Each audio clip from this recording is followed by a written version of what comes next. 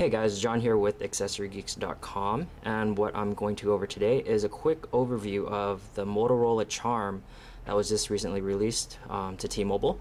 Right here we have the phone in the Cabernet color, which I believe Julian already discussed. A couple key features of the phone: it does have a 2.8 QVGA display. Notice the back track, Motorola's little patent finger track or trackpad. The phone has about 512 megabytes of ROM, 512 megabytes of RAM, 3 megapixel camera in the back. Unfortunately, it doesn't have a flash, and the processor, I believe, is a 600 megahertz OMAP 3410.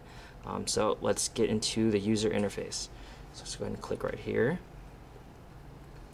and basic Android lock screen. Go ahead and unlock it. Now, first thing you'll notice is that it is running a Motorola Blur. It is on Android 2.1, and as you can see, the actual switching between screens is pretty snappy. The display is a little iffy. It's 2.8 inches, and so it's kind of small. You can kind of refer to it as like comparable to a BlackBerry. Whoops, didn't mean to click that.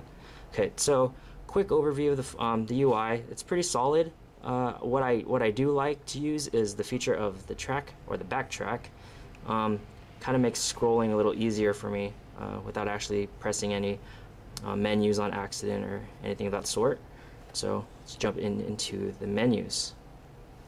Scrolling is, or actually the layout is much like any other Android that we'll see.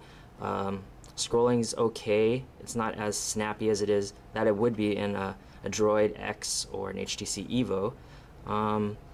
A couple notable things you might want to know is that when you run certain apps, the orientation does change. So I'm going to do this speed test, and it's all due to the screen size. So obviously, as you can see, the speed test, we have to run it this way. So it's kind of odd, a little not my cup of tea, if you want to say that, but I guess you do what you can. Let's go ahead and get out of this. There we go. So general user interface, I mean, it's nothing that we haven't seen with Moto-Blur.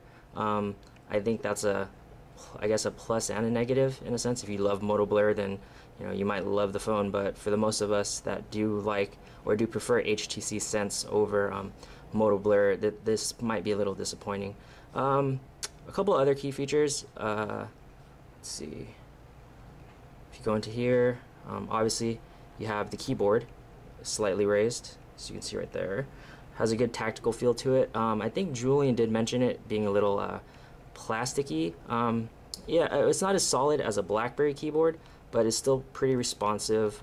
The spacing is really good. The fact that the keys are raised is also a big plus. I'm not a big fan of the flat keyboards.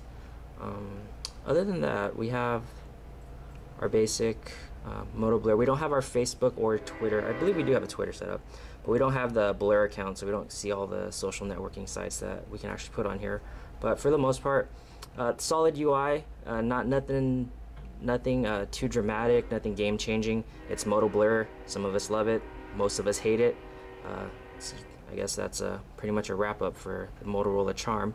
We'll do some more videos on comparisons with the browser, more comparisons with other phones, and we'll see how it stacks up against the competition.